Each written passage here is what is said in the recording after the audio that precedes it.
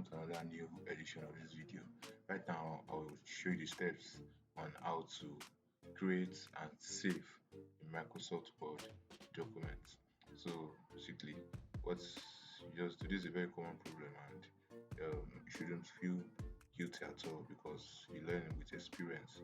So you create your Microsoft Word documents and um, open it, then update it with some writings you may wish to make. Let's say you wish to write something on how this word is currently on Russia versus Ukraine.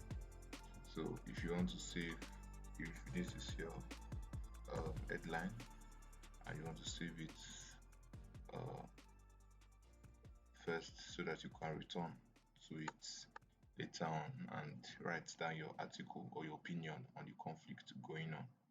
So what you can do is to go to file and save, then it gets saved. So follow me for more tips. Thanks.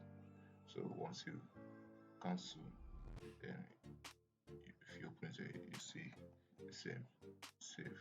So it works like magic. Let me know if you find this helpful.